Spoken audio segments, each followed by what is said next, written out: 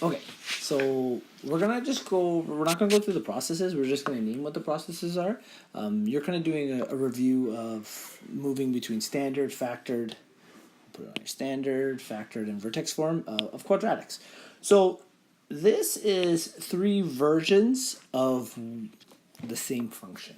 A quadratic is, I'm sure you're kind of used to it, it's something that kind of looks like this or like this and might cross the x-intercept, might cross your y-intercept.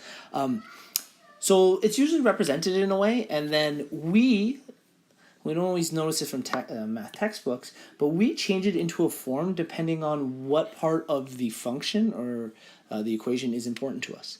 So standard is nice if you want to find the y-intercept because the c is actually equal to, so I'm going to say c is equal to y-intercept. Please don't go away. There you go, intercept. That's an important part of the quadratic. So wherever it would cross this y-axis, that value is it. Great. It's only one piece though. So let's say I'm in standard form and I actually really need to know what, I should have done that in red because I said standard was red. I'm going to do that. I'm going to be a little color coded here for you. Y-intercept. Let's say I want to find though the vertex. Y-intercept will make it red, color coded. Okay, so vertex, here's our green one. I want to know what the vertex is, so either the maximum or the minimum point, depending if the quadratic opens up or down. Well, I have it in standard form, so I have to move. I have to change it from standard to vertex. And in order to do this, they usually call it completing the square. So completing the square, we're going to call it SQ. So you do that process to get the vertex form. And vertex is really helpful because the h value here, the h value is equal to the x value of the vertex, and the k value is equal to the y value. What color? Oh, let's do it here. Y value of the vertex. Another way you could kind of write that is like this. You might go x of the vertex and y of the vertex, and we could just place like h on top here and k on top here. So that gives you the vertex. That's really good. What about if I have that standard form, but I want to know where the x-intercepts are? Now, in the examples I've drawn here, there are no x-intercepts, so I'm going to redraw a new one. Let's say it does this. Okay, here would be x-intercept, so it's crossing that x-axis there. Okay, well, to go from standard to factor form, we use factoring. Okay, hence the name of it. We take the equation, either use quadratic formula, decomposition, what are the other ones? Can technically derive a function. There's so many different ways to do it. But essentially what you're doing is factoring, and it puts it into this form here. And what's nice about this form is the zeros. They usually name them zeros. And the reason they say that, zeros are the s value and the t value. In other words, the xs, okay, we don't know what ys is. I'm calling s that value there, yeah. And xt and yt. Don't do that, please. Oh my, go away. How do I stop this? Oh, yeah, that makes sense. Okay. There we go. Yt. What's nice about that is the s value is that and the t value is that. It doesn't give you the y's, but you can always just plug them in to find out what those are later. So we've got that, but what if I gotta go back? For some reason they give it to me in factored form. Well, to go from factored to, I guess just to stay color coded, we're going into green. If I'm going from factored to standard, I expand. Have they talked to you about expanding and simplifying? Yeah. Yeah, so expanding and simplifying, so we would expand, and technically when you do this too, when you go vertex to standard, you expand again. It looks a little different when you expand. In this method here, sometimes they call it the rainbow method, like x times x, x times t, s times x, s times t. On this one here, you can set up two brackets, expand, and bring in the k and the a, so this one's even longer. It's still always expanding and simplifying, okay? Now, from factored to vertex, there's a couple things you can do. this is technically enough. I can go in vertex to standard to factored, or I can go from factored to standard to vertex. So I don't have to know what's in between here.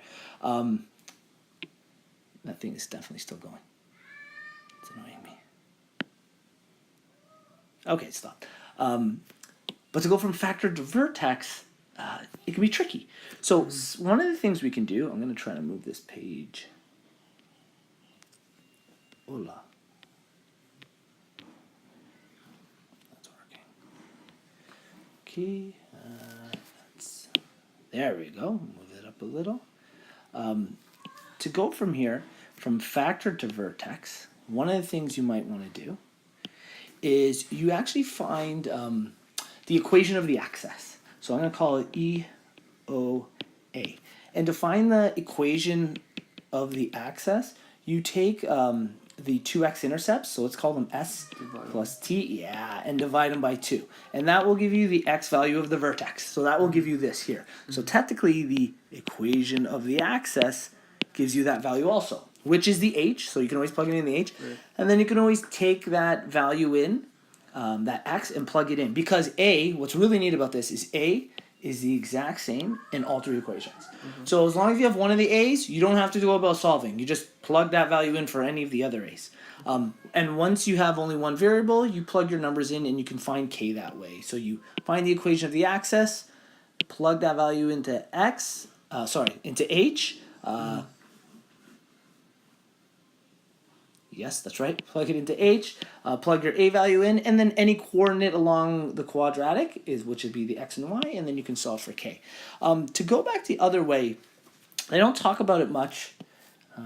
One thing we can do is you can actually square root your way around. I'm not sure I've ever named this way. I'm going to quickly try to show it down here.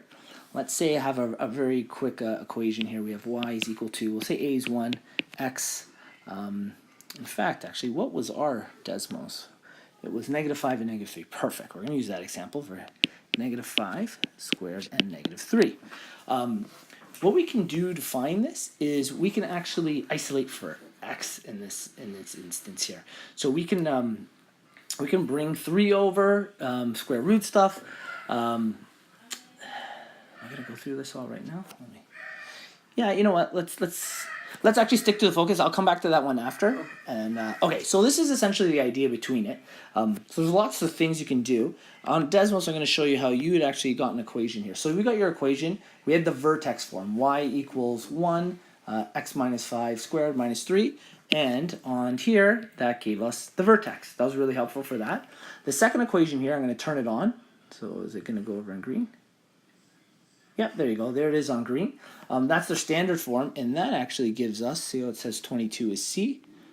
There you go, very nicely. And finally, the last one, this one is a little difficult. You can see the x-intercepts are not so nice to see. They're like negative or 3.27 and 6.73. So, and you can see those very obviously from the factored form. So once you have all three together, you can quickly see x-intercepts, you can see vertex, and you can see y-intercept. Okay, does that kind of make sense? Mm-hmm. Okay. So let's say we're doing this part down here.